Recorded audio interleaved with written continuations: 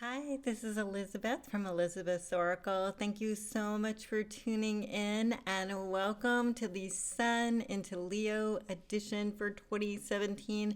Huge cycle featuring 2017's biggest astronomical event, a huge solar eclipse at 28 degrees of Leo.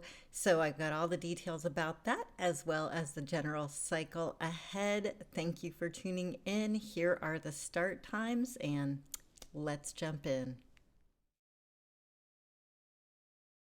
All right, you guys, we have a huge cycle, and as usual, I've made some charts for you and lots of postcards with key dates. So feel free to pause the video and take it in as you can because there's a lot of ground to cover.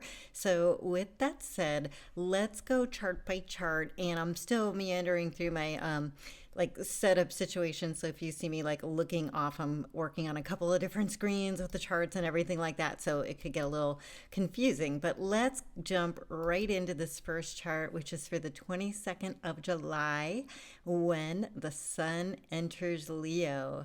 And yes, I made these fiery color charts. You guys know me in colors. So this month I made the signs. I did them by their element rather than their modality. Usually I do them as cardinal, fixed, and immutable. This time your fire signs are there in the orange, your earth are in the green, the electric blue is for air, and then that sort of aqua color is for your water signs. So this time when you're looking at the charts, you will know the air, fire, water, earth by the colors. And as you can see, we have lots of fire going on in this sky, so appropriate for the time that anchors in the energy of summer in the northern hemisphere and the sign of Leo. And so, as you can see, Mercury is in its late degrees of Leo in this. It, of course, will be moving on to Virgo. We have a Mercury retrograde to tell you about. But for right now, I want you to notice that Mars and the North Node are in Leo. Mars is early degrees here. It just moved in on the 20th of July. And so we are going to have Mars in the North Node traveling with the Sun throughout this cycle. So we think about the robust energy that Mars gives to things. And we think about the North Node as being futuristic, pointing the way forward, saying, well, what is it you are wanting to do and what is your purpose? And to be in alignment with that. And I want you to notice the other planets in fire signs. Saturn, of course, finishing out its transit of Sagittarius.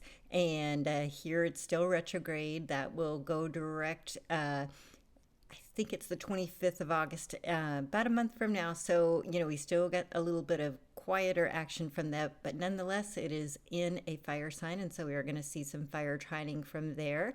And of course, Uranus, and Uranus is getting ready to go retrograde during this cycle. So you're going to have a lot of action because it's in Aries, and this is like all three of our fire signs being activated. So those are some of the things to notice as we set up this chart. We're also getting ready for the moon to be new the very next day, the 23rd. And on the 24th, if you guys check out Venus, she's getting ready for an opposition with Saturn. That's never fun. Venus is usually very gracious and wants to get along. But Saturn's talking about limits and restrictions. And these two are in very philosophical places. They're about ideas in Gemini and Sagittarius. So just kind of watch out in terms of how you negotiate things and try to come to compromises on ideas. We are also, again, on the verge of this Mercury entering Virgo. So let's look at that chart just a couple days later. And the reason that I'm bringing this up is that Mercury will go retrograde during this cycle. This Mercury switching from Leo to Virgo, and then of course during the retrograde going all the way back to Leo is going to be important. So just kind of note this cycle gets off to a strong start. And some of the things that you're doing now, you'll have a chance to review and then move past when we get out of the shadow of that retrograde. So just, it's really interesting how there's a Leo, strong Leo signature as we start this cycle with Mercury that we will return to at the beginning of September. And so you guys will keep seeing these Leo energies appear even when we move past these really powerful moons. But in this chart, we've had the new moon here in Leo, and it's, of course, already moved on into Virgo when we get to this chart. So lots going on there for you to notice. And I want you to also see Venus finishing up the late degrees of Gemini, getting ready to go into Cancer. And we've got Uranus, as I said, getting ready for a retrograde that starts on the 3rd. So let's jump up to this next chart, and this one's interesting because it's the full moon. So we have that new moon, the first of the 2 Leo moons in this cycle, on the 23rd, and on the 7th of August. This is our lunar eclipse. It is a partial eclipse, and right around it we have some interesting happenings that I want to point out. But again, this is just sort of like a, it's warming us up for the big event, which is on the 21st of August, which is the solar eclipse that's going to be at those super strong degrees of Leo. But there were some interesting things that I saw happening around this full moon that I wanted to point out to you. And I'm going to put this little graphic about the quincunxes that are going on. So as we have the Sun and Mars traveling in Leo, they are going to make these angles with Neptune and Pluto that to me make things a little wonky, because Leo, as we all know, is a very strong, opinionated sign, and it knows what it wants. It's very clear, and it can be a bit stubborn and feisty. Now, the Neptune aspect here, wow, very different energy. In Pluto, different energy, very strong. Both of those are strong influences because they're outer planets, but very out of step. And I find it really interesting. So that full moon is August 7th. Well, 2 days before, there's a Sun quincunx to Neptune, and 2 days after, on the 9th, we have a Sun quincunx to Pluto. So things may seem a little out of sorts or a little off kilter because you're dealing with different modalities and different elements when we deal with the quincunx. So they just aren't even speaking the same language. So just, whatever's going on around that full moon, just kind of sit with it for a couple days to see how things sort themselves out. The next thing I want to point out, there are some nice aspects following this moon. So on the 10th and 11th, we have Mercury sextiling Venus, and we have the Sun sextiling Jupiter. That's a really nice, and then we got a Venus trine to Neptune. So you get this nice water energy getting along, those two in agreement.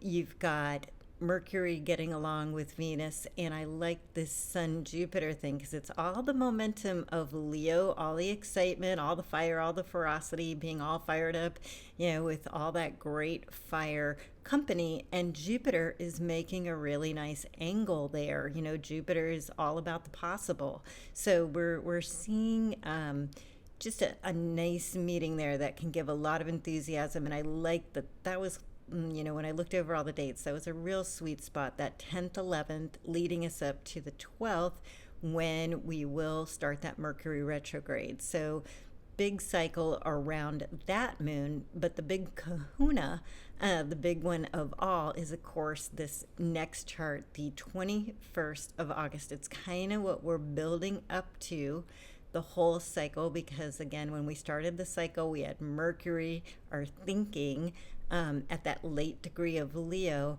And when we do this eclipse, it is at 28 degrees Leo and 53 minutes. That is almost about as Leo gets. That is a whole lot of firepower. And we have some interesting stuff going on around this on either side of it. Again, just really strengthening all the fire of this. So we have Mars with that sextile to Jupiter, kind of like what the sun did a little earlier. And we have the sun trining with an exact trine to Uranus. So that is pretty, that's just a signature of a lot of excitement. Uranus is in a very strong degree there in Aries, and Aries is its own feisty inspiration. And coupling up with the sun, this is really big for all the places in your chart that have fire, and particularly all the places in your chart that have these strong degrees. As you look at these charts, you just are seeing the majority of planets in these, very high degrees from 20 degrees onward. And on the 22nd, the day after the eclipse, we've got a Mars trine to Saturn.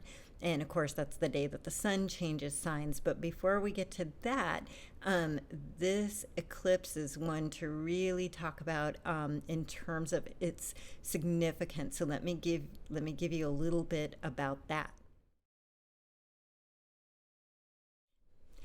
Okay, so on the eclipse, if you look in the description box, I am leaving lots of links to NASA information. There's about 1 billion videos already on YouTube, and I've scrolled through a few of them, and there's just a lot of negativity and, oh, it's the end of the world, and just kind of all the stuff. I saw a lot of this stuff when we got to, December 21st, 2012. You guys know me, I'm really optimistic about things, and I find this eclipse, my interpretation of it's really significant because it's the Great American Eclipse, as you can see from the map here. It comes right through America, coast to coast, and it's about leadership. And for those of you who have been paying attention, America is shifting its role in the world as we've shifted administrations.